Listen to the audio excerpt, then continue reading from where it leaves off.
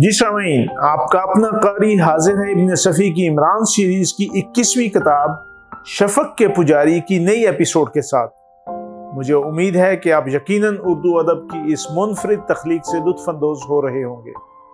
اگر آپ نے اس سے پہلے والی ایپیسوڈز نہیں سنی تو ہمارے چینل کی پلے لسٹ میں جائیں اور پچھلی تمام ایپیسوڈ سنیں اور اپنے لطف کو دوبالا کریں۔ آئیے سنتے ہیں عمران سیریز کی نئی ایپیسوڈ۔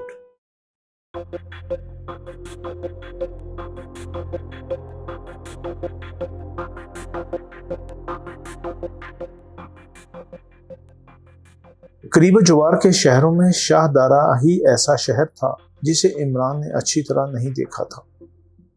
یوں تو کئی بار اس کا یہاں آنا ہوا تھا، لیکن کبھی شہر دیکھنے کا موقع ہی نہیں ملا تھا۔ ان دنوں وہ قریب بیکار تھا، لہٰذا اس نے سوچا کہ شاہ دارا ہی دیکھ ڈالا جائے۔ وہ تنہا آیا تھا اور یہاں کے سب سے زیادہ شاندار ہوٹل ایڈلفیا میں اس کا قیام تھا۔ ایڈلفیا میں یہ اس کی پہلی رات تھی اور وہ ڈائننگ ہال میں اپنی میز پر تنہا تھا۔ اس کے چہرے پر حسب معمول حماقتوں کی آندھیاں چل رہی تھیں۔ تقریباً 7 بجے ایک ویٹر اس کی میز کے قریب آیا اور سلام کر کے آرڈر کا منتظر تھا کہ عمران نے احمقانہ انداز میں اٹھ کر اس سے مصافحہ کیا اور بال بچوں کی بابت دریافت کرنے لگا۔ ویٹر اسے حیرت سے دیکھ رہا تھا۔ دفعتاً اس نے جھک کر آہستہ سے پوچھا، کیا آپ یہاں پہلی بار تشریف لائے ہیں جناب؟ ہاں بھائی، بالکل پہلی بار۔ کسی بڑے ہوٹل میں ٹھہرنے کا اتفاق بھی پہلی ہی بار ہوا ہے؟ ارے، عمران ہنس کر بولا، نہیں، ہاں مطلب یہ کہ ویٹروں کے سلام کے جواب پر مصافحہ نہیں کیا کرتے۔ ویٹر نے بزرگانہ انداز اختیار کرتے ہوئے کہا، آپ برا نہ مانیے گا، ہمارا فرض ہے کہ ہم آپ کو ہوٹل کے آداب سے آگاہ کریں۔ انہی خصوصیات کی بنا پر ایڈلفیا دور تک مشہور ہے۔ ہم ویٹروں میں کوئی بھی نان میٹرک نہیں ہے اور ہیڈ ویٹر نہ صرف گریجویٹ بلکہ لندن کے جیفریز ہوٹل کا تربیت یافتہ بھی ہے۔ آپ سب سے مل کر بے حد خوشی ہوئی، عمران چہک کر بولا اور ایک بار پھر مصافحہ کے لیے ہاتھ بڑھا دیا۔ پھر دفعتاً اسے بائیں ہاتھ سے پکڑ کر ہکلانے لگا۔ معاف کیجیے گا، میں بالکل گدھا ہوں۔ ارے یعنی کہ ٹھیک ہے، اب مجھے بھوک لگ رہی ہے، نہاری اور تندوری روٹیاں۔ نہاری اور تندوری روٹیاں؟ ویٹر نے حیرت سے دہرایا اور پھر ایسا منہ بنایا جیسے اس فرمائش پر اسے گہرا صدمہ پہنچا ہو۔ اگر نہاری نہ ہو تو چنے کی دال۔ ٹھہریے، آپ تشریف رکھیے، میں خود ہی آپ کے لیے کھانے کا انتخاب کروں گا۔ ویری گڈ، بہت خوب۔ عمران پھر خوش ہو گیا اور آہستہ سے رازدارانہ لہجے میں بولا، بس منی کی ماں مجھے بھی اسی لیے اچھی لگتی ہے کہ… ویٹر جا چکا تھا۔ عمران نے جملہ پورا کرنے کی بجائے چھت کی طرف دیکھ کر آنکھ ماری اور کرسی کی پشت سے ٹک گیا۔ ہال کی ساری میزیں قریب انگیج ہو چکی تھیں۔ یہاں ماحول بہت پرسکون تھا، کسی طرح کی بھی بد نظمی یا بے ربطی کا احساس نہیں ہوتا تھا۔ لوگ آہستہ آہستہ گفتگو کر رہے تھے، کہہ کے لگاتے وقت بھی ان کی آوازیں اونچی نہ ہوتیں۔ عمران بور ہو رہا تھا۔ آج ہی شام کو وہ یہاں پہنچا تھا، لیکن اب اس کا دل نہیں چاہتا تھا کہ وہ کہیں باہر جائے۔ کچھ دیر بعد ایک ویٹر اس کی میز پر پلیٹیں لگانے لگا۔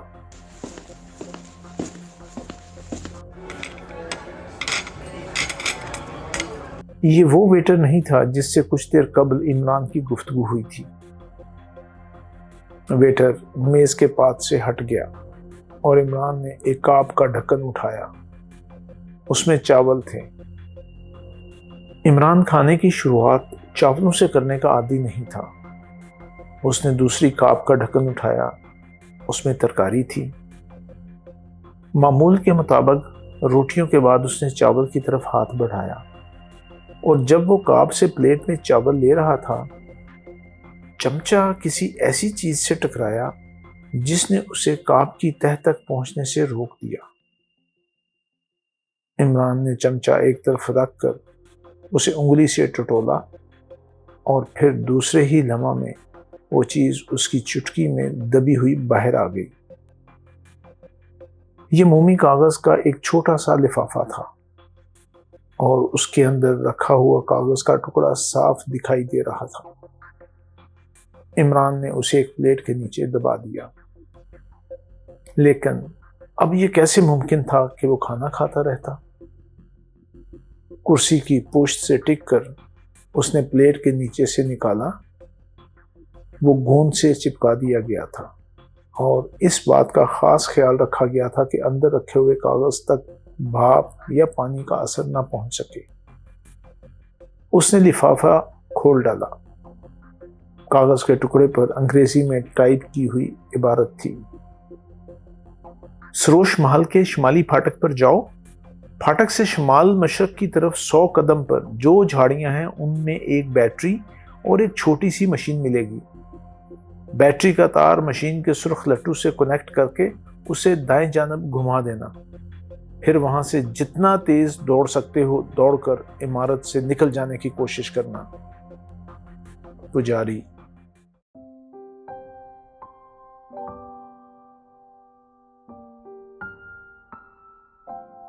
عمران نے اس عبارت کو 3-4 بار پڑھنے کے بعد لفافے سمیت جیب میں رکھ لیا۔ سروش محل شاہ درہ کی ایک بہت مشہور عمارت تھی۔ عمران نے اس کا نام پہلے بھی سنا تھا۔ وہ اس لفافے کے متعلق غور کرنے لگا، شاید یہ کسی اور کے دھوکے میں اس تک پہنچا تھا۔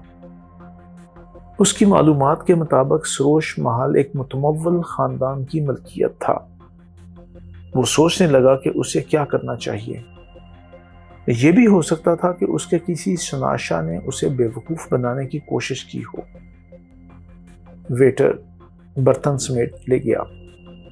عمران نے بہت غور سے اس کے چہرے کا جائزہ لیا تھا، لیکن اسے کوئی غیر معمولی بات نہیں نظر آئی۔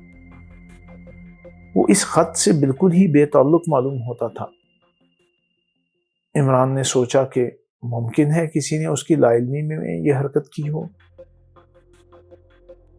وہ کچھ دیر تک وہیں بیٹھا رہا، پھر اٹھ کر ہوٹل سے باہر آیا۔ وہ بہت کچھ سوچ رہا تھا۔ اگر اس کے کسی شناسہ کا یہ مذاق نہیں تھا تو پھر کیا ضروری تھا کہ کسی اور کے دھوکے میں اسی کے پاس یہ تحریر پہنچتی؟ حالانکہ اس سے پہلے بھی وہ ایسے اتفاقات سے دوچار ہو چکا ہے، مگر اس کی نوعیت ہی دوسری تھی۔ نہ جانے کیوں یہ اسے کسی ڈرامے کا ریہرسل سا معلوم ہوا تھا، اور پھر یہ تجویز کسی پجاری کی طرف سے تھی۔ بھلا پجاریوں کو بیٹری اور مشین سے کیا سروکار؟ اس نے سوچا کہ اگر وہ اس کے کسی شناسہ کا مذاق ہے تو اسے ضرور بیوقوف بننا چاہیے۔ آخر وہ تفریح ہی کے لیے تو یہاں آیا تھا، اور بیوقوف بننا ہی اس کی سب سے بڑی تفریح تھی۔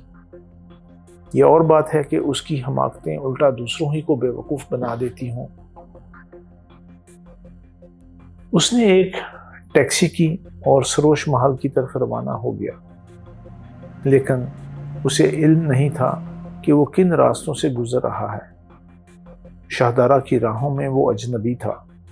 تقریباً 15 منٹ بعد ٹیکسی شہر کے باہر پہنچ گئی۔ سروش محل شہر سے تقریباً 2-2.5 میل کے فاصلے پر تھا۔ مجھے عمارت سے تقریباً 1 فرلانگ ادھر ہی اتار دینا، عمران نے ڈرائیور سے کہا، اور پھر وہیں میری واپسی کے منتظر رہنا۔ بہت بہتر جناب، تب تو میرا خیال ہے کہ اب آپ اتر جائیے، یہاں سے 1 ہی فرلانگ کا فاصلہ رہ جاتا ہے۔ وہ جو روشنیاں نظر آ رہی ہیں وہی سروش محل ہے۔ اچھی بات ہے، روک دو۔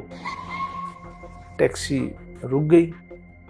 عمران نے 10 کا ایک نوٹ ڈرائیور کے ہاتھ پر رکھتے ہوئے کہا، یہ ایک طرف کا کرایہ ہوا، واپسی کا کرایہ شہر پہنچ کر ادا کروں گا۔ یہ ایک طرف کا کرایہ اصل کرایہ کے دگنے سے بھی زیادہ تھا، لہذا ڈرائیور وہیں واپسی تک اس کا انتظار کر سکتا تھا۔ عمران ٹیکسی سے اتر کر روشنیوں کی طرف چل پڑا جو زیادہ دور نہیں تھیں۔ تھوڑی دیر بعد اس نے خود کو ایک اونچی دیوار کے نیچے پایا۔ وہ وہیں ٹھہر کر سمتوں کی طرف غور کرنے لگا، لیکن یہ ایک مشکل کام تھا۔ تحریر سے تو یہی مترشح تھا کہ عمارت کے کئی پھاٹک ہوں گے، مگر فی الحال ان میں سے ایک بھی عمران کی نظر میں نہیں تھا۔ کسی ایک پر پہنچنے کے بعد ہی وہ سمت کا تعین کر سکتا تھا۔ تحریر کے مطابق اسے شمالی پھاٹک پر پہنچنا تھا۔ وہ دیوار کے نیچے نیچے ایک طرف چل پڑا۔ شاید یہ اصل عمارت کے گرد 4 دیواری تھی۔ وہ چلتا رہا۔ اس کا اندازہ تھا کہ 4 دیواری کئی میل کے رقبے میں پھیلی ہوئی ہے۔ بالآخر وہ ایک پھاٹک تک پہنچ ہی گیا۔ پھر اسے اتفاق ہی کہنا چاہیے کہ سمت بھی شمال ہی نکلی، یعنی وہی اس عمارت کا شمالی پھاٹک تھا۔ عمران شمال مشرق کی طرف مڑ کر آگے بڑھتا ہوا اپنے قدم گننے لگا۔ ٹھیک 100 قدم چلنے کے بعد وہ ان جھاڑیوں کے قریب پہنچ گیا جن کے متعلق اس پراسرار خط میں تحریر تھا۔ اس نے جیب سے ٹارچ نکالی اور جھاڑیوں میں گھس پڑا۔ پھر دوسرے ہی لمحے میں اس پر یہ بات واضح ہو گئی کہ وہ اس کے کسی شناسا کا مذاق نہیں تھا۔ اسے وہ بیٹری بھی مل گئی اور وہ مشین بھی جس سے بیٹری کا تار منسلک کر دینے کی ہدایت خط میں موجود تھی، اور پھر اب اسے وہ تار بھی نظر آیا جو بیٹری سے نکل کر جھاڑیوں کے باہر چلا گیا تھا۔ عمران اسی پر نظر جمائے ہوئے باہر نکل آیا۔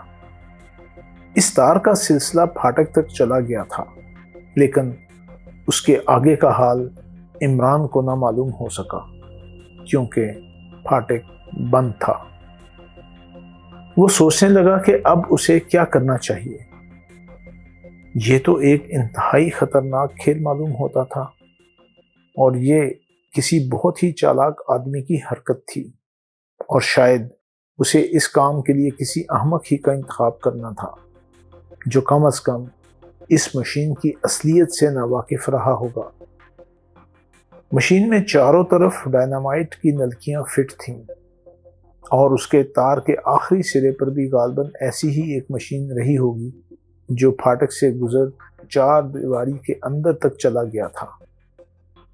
اس کا مطلب یہ تھا کہ مشین کا سرخ پیچ گھماتے ہی دھماکے ہوتے، ایک 4 دیواری کے اندر اور دوسرا ان جھاڑیوں میں جس سے خود پیچ گھمانے والے کے پرخچے اڑ جاتے۔ ظاہر ہے کہ اصل مجرم نے اس کام کے لیے کسی ایسے ہی آدمی کا انتخاب کیا ہوگا جس کے لیے یہ مشین ایک نئی چیز رہی ہوگی، اور اس کے دھوکے میں ہدایات عمران کے پاس پہنچ گئی تھی۔ ہو سکتا ہے کہ ہدایات پہنچانے والے کو صرف اتنا ہی بتایا گیا ہو کہ وہ ایک بیوقوف سا آدمی ہوگا، اور ہو سکتا ہے کہ وہ بیوقوف آدمی ایڈلفیا میں قیام کرنے والوں ہی میں سے ہو۔ اس نے بیٹری سے تار الگ کیا اور اسے سمیٹتا ہوا پھاٹک تک لیتا چلا گیا، پھر نیچے جھک کر دروازے کے نیچے سے اسے اندر پھینک دیا۔ اسے خدشہ تھا کہ کہیں اس کی عدم موجودگی میں وہی آدمی نہ پہنچ جائے جس کے لیے وہ پیغام تھا۔ ہو سکتا تھا کہ سازش کرنے والے کو اپنی یا ویٹر کی غلطی کا احساس ہو گیا ہو۔ پھر اس نے اس تار کو بھی نکال دیا جو بیٹری کو مشین سے منسلک کرتا تھا۔ اس نے سوچا ممکن ہے وہ بے وقوف آدمی ہی آ جائے۔ ظاہر ہے کہ وہ ہدایات کے مطابق سرخ پیچ گھما دیتا اور خود اس کے پرخچے اڑ جاتے۔ اتنا کر لینے کے بعد عمران ٹیکسی کی طرف چل پڑا۔ ڈرائیور اسٹیئرنگ پر جھکا ہوا اونگ رہا تھا۔ عمران نے اسے جھنجھوڑا اور اندر بیٹھتا ہوا بولا، اب مجھے سروش محل کے اس پھاٹک پر لے چلو جس سے آمد و رفت رہتی ہے۔ گاڑی سٹارٹ ہوئی اور آگے بڑھ گئی۔ فاصلہ زیادہ نہیں تھا، وہ پلک جھپتے ہی مشرقی پھاٹک پر پہنچ گیا۔ اسی پھاٹک سے آمد و رفت رہتی تھی، مگر اب پھاٹک بند ہو چکا تھا۔ دربان ٹیکسی کے قریب آ گیا۔ نواب صاحب ہیں؟ عمران نے اپنے لہجے میں وقار پیدا کرتے ہوئے کہا۔ جی حضور، مگر اب وہ سونے کے کمرے میں ہوں گے اور ہمارے لیے سخت آرڈر ہے کہ ہم 9 بجے کے بعد پھاٹک ہرگز نہ کھولیں۔ یہ بہت ضروری ہے، میں ایک خاص آدمی ہوں، یا تو مجھے اندر جانے دو یا میرا کارڈ بھجوا دو۔ دربان نے اس کے چہرے پر ٹارچ کی روشنی ڈالی اور سوئچ آف کرتا ہوا بولا، مجھے کسی دوسرے خاص آدمی کا علم نہیں ہے، جس کے لیے کہا گیا تھا وہ اندر ہی ہے۔ تم میرا کارڈ پہنچا دو۔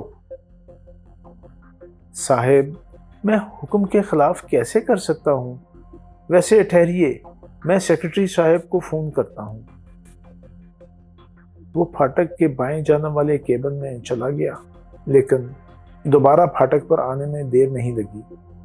اس نے پھاٹک کی ذیلی کھڑکی کا قفل کھولتے ہوئے کہا، اندر آ جائیے، سیکرٹری صاحب آپ سے گفتگو کرنا چاہتے ہیں۔ مگر واضح رہے کہ میں پٹھان ہوں اور میری زندگی کا بیشتر حصہ فوج میں گزرا ہے۔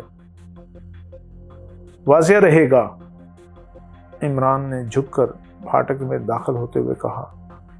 پھر دوسرے ہی لمحے میں وہ کیبن کے فون پر نواب رفت جاہ کے سیکرٹری سے باتیں کر رہا تھا۔ میں پرنس آف ڈمپ ہوں، عمران نے پروقار لہجے میں کہا۔ ڈمپ؟ دوسری طرف سے متحرانہ آواز آئی۔ میں نے اس ریاست کا نام آج تک نہیں سنا جناب۔ تمہاری خوش قسمتی ہے کہ آج تم سن رہے ہو۔ ہم نواب رفت جاہ سے ملنا چاہتے ہیں۔ کیا یہ ملاقات نواب صاحب کے لیے متوقع ہوگی؟ سیکرٹری نے پوچھا۔ ہم زیادہ گہری اردو نہیں سمجھ سکتے۔ اگر ہم اپنی زبان بولنا شروع کر دیں تو تم اپنے کانوں کے پردے پھاڑ ڈالو گے۔ ملاقات تو ہم سمجھ گئے، لیکن یہ متوقع کیا بلا ہے؟ مطلب یہ ہے کہ نواب صاحب آپ کو پہچانتے ہیں یا نہیں؟ نہیں پہچانتے تو اب پہچان لیں گے۔ تم ہمارا پیغام ان تک پہنچا دو۔ وہ استراحت فرما رہے ہیں۔ استراحت کسے کہتے ہیں؟ یعنی کہ آرام فرما رہے ہیں۔ یعنی بھی شامل ہے آرام میں؟ عمران نے کہا۔ آپ صبح ملیے گا۔ کیا نواب رفت جاہ کی لاش صبح ہم سے گفتگو کر سکے گی؟ کیا مطلب؟ مطلب یہ کہ رات کے کسی حصہ میں یہ عمارت لازمی طور پر خاک کا ڈھیر ہو جائے گی۔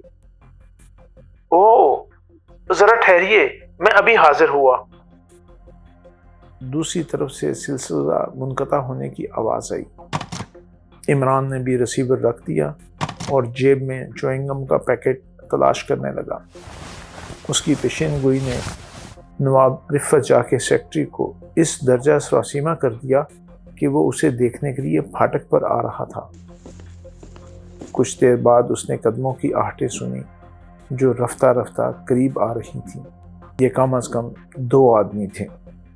عمران نے چوئنگم کو دانتوں میں دبائے ہوئے سوچا کہ یہاں خوف کے آثار پائے جا رہے ہیں، جس کا مطلب یہی ہو سکتا ہے کہ کوٹھی کے افراد اپنے خلاف کسی قسم کی سازش کا شبہ ضرور رکھتے ہیں۔ عمارت سے آنے والے 2 آدمی عمران کے قریب پہنچ کر رک گئے۔ چوکیدار نے کیبن میں رکھی ہوئی لالٹین کی بتی اونچی کر دی تھی۔ آنے والوں میں سے ایک نے بے ساختہ ارے کہہ کر اپنے ہونٹ سکوڑ دیے اور عمران نے دوسرے کی نظر بچاتے ہوئے اسے آنکھ مار کر کہا، تم لوگ اس وقت پرنس آف ڈم کی خدمت میں باریابی کا شرف حاصل کر رہے ہو۔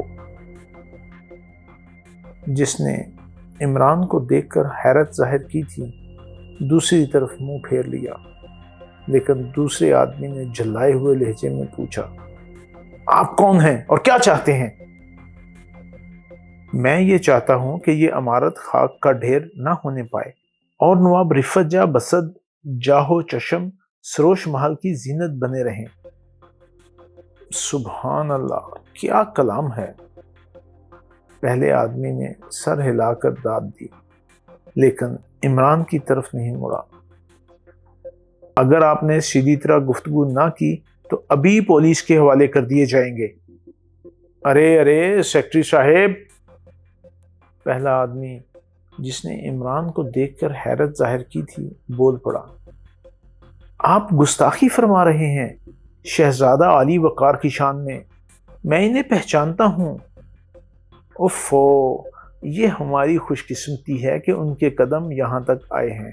اب سب ٹھیک ہو جائے گا۔ کیا مطلب؟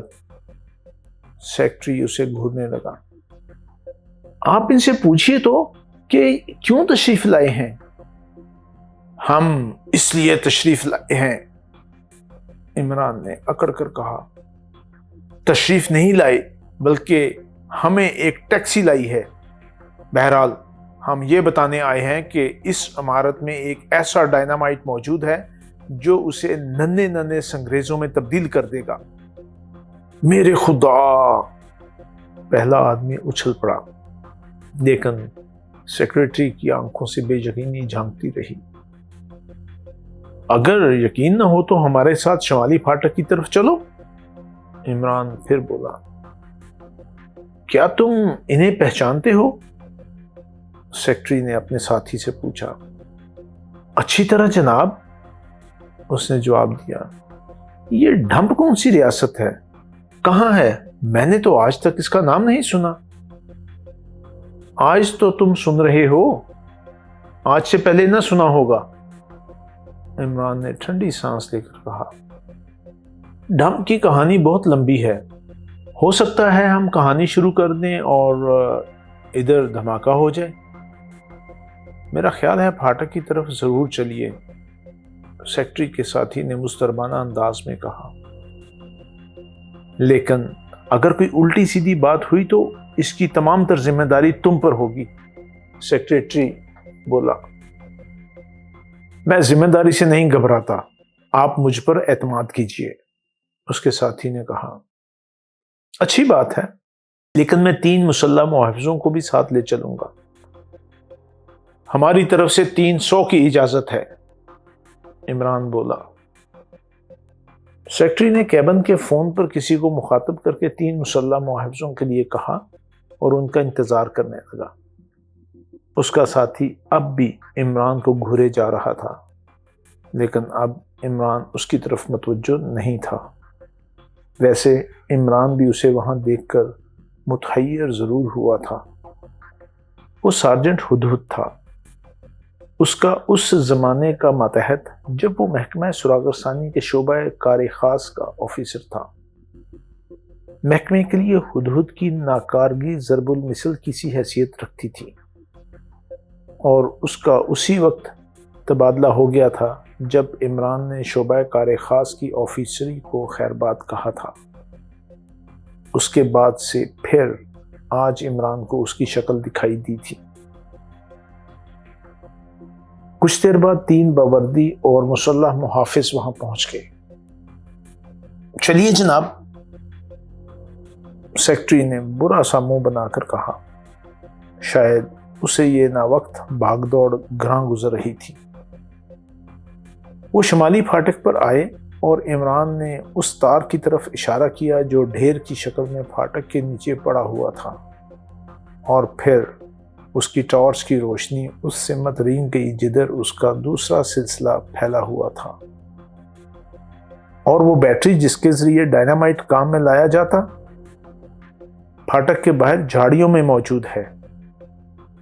عمران نے ٹھنڈی سانس لے کر کہا، ہم نے تار اس سے الگ کر کے یہاں اندر ڈال دیا تھا تاکہ ہماری عدم موجودگی میں کوئی اسے استعمال نہ کر پائے۔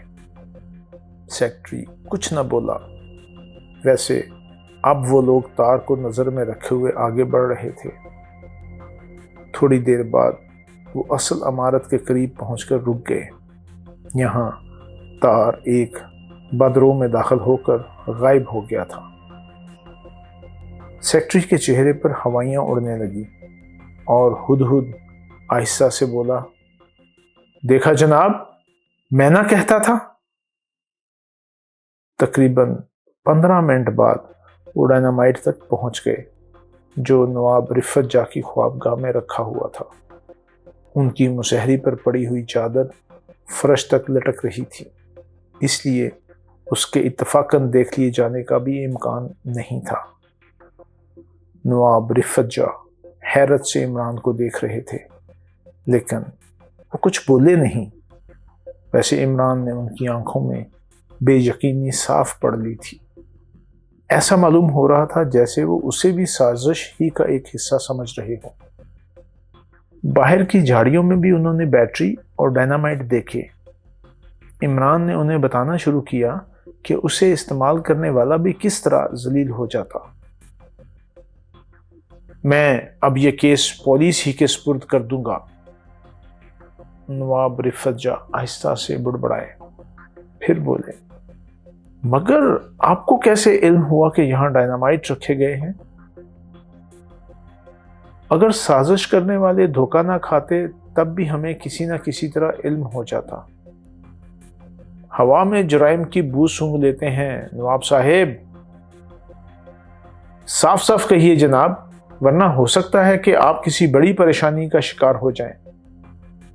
ناممکن، عمران سر ہلا کر بولا، دنیا کی سب سے بڑی پریشانی ہے کثیر الاولاد ہونا، لیکن ہم نے ابھی تک شادی ہی نہیں کی اور نہ اولاد کے ڈر سے کرنے کا ارادہ رکھتے ہیں، اس لیے سب ٹھیک ہے۔ دریچے شک، سبحان اللہ، کیا نکتہ فرمایا ہے شہزادہ علی وقار، ہدہد نے برجستہ کہا اور نواب صاحب اس کی طرف گھوم پڑے۔ کیا تم انہیں جانتے ہو؟ یقیناً حضور والا، اگر میں ان سے واقف نہ ہوتا تو یہ بھلا آپ کی خوابگاہ میں کیسے داخل ہو سکتے؟ یہ کہاں کے شہزادے ہیں؟ شہزادے جناب، شمال کی طرف اونچے اونچے پہاڑوں کے درمیان جہاں برفانی چوٹیاں۔ ہدہد بات کو خام خواہ طول دینے لگا تھا کہ عمران بول پڑا، ہم والی ڈھمپ کے سب سے بڑے نور نظر ہیں، بلکہ لخت جگر بھی۔ ڈھمپ؟ میں نے اس ریاست کا نام پہلی بار سنا ہے۔ چلیے خیر، سن لیا، عمران سر ہلا کر بولا، بتیرے ایسے بد نصیب بھی ہیں جنہیں شاید زندگی بھر سننا نصیب نہ ہو۔ ویسے ہم آپ سے اس مسئلے پر گفتگو کرنا چاہتے ہیں، کیا آپ تنہائی میں تھوڑا سا وقت دیں گے؟ کس مسئلہ پر؟ نواب رفت جاہ اسے گھورتے ہوئے بولے، یہی مسئلہ، یعنی کہ پجاریوں والا۔ جی ہاں۔ تم انہیں اچھی طرح جانتے ہو؟ رفت جاہ نے ہدہد سے پوچھا۔ جناب والا، اچھی طرح، آپ مطمئن رہیے، شہزادہ علی وقار عقل سکندر و ارسطو رکھتے ہیں، مطلب یہ کہ آئیے میرے ساتھ، نواب صاحب کہتے ہوئے آگے بڑھ گئے۔ وہ ایک کمرے میں آئے۔ رفت جاہ کے ساتھ عمران کے علاوہ اور کوئی نہیں آیا تھا۔ ہمارا قیام ایڈلفیا میں ہے نواب صاحب، عمران نے کہا، تشریف رکھیے۔ نواب صاحب نے ایک بار پھر اسے نیچے سے اوپر تک گھورتے ہوئے کہا۔ عمران ایک کرسی پر بیٹھتا ہوا بولا، ہم رات کا کھانا کھا رہے تھے کہ ایک کاب میں ایک پجاری نظر آیا۔ کیا مطلب؟ عمران نے جیب سے وہی کاغذ نکال کر ان کی طرف بڑھا دیا جس نے اسے اس وقت یہاں آنے پر مجبور کیا تھا۔ رفت جاں اسے پڑھنے لگے۔ عمران بہت غور سے ان کے چہرے کا جائزہ لے رہا ہے۔ اس نے محسوس کیا کہ چہرے کا رنگ پھیکا پڑتا جا رہا تھا۔ یہ کاغذ، وہ تھوک نکل کر بولے، آپ کو کہاں ملا تھا؟ چاول کی کاب میں؟ میں کیسے یقین کر لوں؟ اگر آپ یقین نہ کریں گے تو ہم روتے روتے مر جائیں گے، لہٰذا اس سے قبل ہی ہمیں یہاں سے کھسک جانا چاہیے تاکہ ہماری تجہیز و تکفین کا بار آپ پر نہ پڑے۔ عمران کرسی سے اٹھ گیا۔ آپ اتنی آسانی سے نہیں جا سکیں گے جناب، رفت جاں نے سخت لہجے میں کہا۔ اوہ، تو کیا آپ ہمارے لیے اونٹ گاڑی منگوائیں گے؟ عمران نے حیرت سے کہا۔ کیونکہ دنیا میں وہی ایک دشوار ترین سواری ہے۔ آپ میرا مذاق اڑانے کی کوشش نہ کیجیے۔ رفت جاں کا لہجہ اور سخت ہو گیا۔ آپ اس وقت تک میرے باڈی گارڈز کی نگرانی میں رہیں گے جب تک کہ پولیس نہ آ جائے۔ اگر پولیس نے ہمیں پہچاننے سے انکار کر دیا تو کیا ہوگا؟ یہ آپ ہی بہتر سمجھ سکتے ہیں۔ ہم سے بڑی زبردست غلطی ہوئی رفت جاں، عمران نے پروقار لہجے میں کہا۔ ہمیں چاہیے تھا کہ ہم مشین کا سرخ لٹو گھما دیتے۔ کیا آپ پولیس کی موجودگی میں بھی یہ جملہ دہرا سکیں گے؟ کیوں نہیں؟ لیکن آپ براہ کرم پولیس والوں کو ہدایت کر دیجئے، اپنی سرخ ٹوپیاں اتار کر ہمارے سامنے آئیں گے۔ ہمیں صرف سرخ ٹوپیوں سے وحشت ہوتی ہے نواب صاحب۔ خیر، لیکن پولیس کے آنے سے پہلے ہی اگر آپ پجاری کا ہم پر ظاہر کر دیں تو بہتر ہوگا۔ میں اب اس سلسلے میں کوئی گفتگو نہیں کرنا چاہتا۔ ہم سچ مچ مصیبت میں پھنس گئے ہیں، عمران ٹھنڈی سانس لے کر بولا۔ ہم نے سنا تھا کہ شاہدارہ میں تلی ہوئی نمکین مونگ پھلیاں بکثرت ملتی ہیں، اس لیے ہم نے یہاں قدم رنجہ فرمایا تھا، مگر ہے ہاتھ۔ نواب رفت جاں نے میز پر رکھی ہوئی گھنٹی کا بٹن دبایا اور دوسرے ہی لمحہ میں 2 مسلح پٹھان کمرے میں داخل ہو کر خاموشی سے کھڑے ہو گئے۔ تم ان پر نظر رکھو، رفت جاں نے ان سے کہا اور کمرے سے چلا گیا۔ پٹھان دروازے پر جم گئے۔ ان کے ہاتھوں میں ریوالور تھے۔ عمران کرسی پر بیٹھا بے چینی سے پہلو بدلتا رہا۔ وہ سوچ بھی نہیں سکتا تھا کہ اس کے ساتھ یہ برتاؤ کیا جائے گا۔ اس کا مطلب تو یہی تھا کہ رفت جاں کے لیے اس قسم کا کوئی واقعہ غیر متوقع نہیں تھا، لیکن شاید وہ سازش کرنے والوں کی شخصیتوں سے واقف نہ تھے، ورنہ وہ اتنے بدحواس نہ ہوتے۔ جی سامعین، آپ نے عمران سیریز کی نئی ایپیسوڈ سنی۔ مجھے یقین ہے کہ آپ ضرور اس سے محظوظ ہوئے ہوں گے۔ آپ کا قاری آپ سے اجازت چاہتا ہے، مگر جانے سے پہلے ہمارے چینل کو ضرور سبسکرائب کریں، اپنے دوستوں اور دیگر حلقہ احباب میں بھی اسے شیئر کریں۔ ملتے ہیں کچھ دیر کے بعد نئی ایپیسوڈ کے ساتھ۔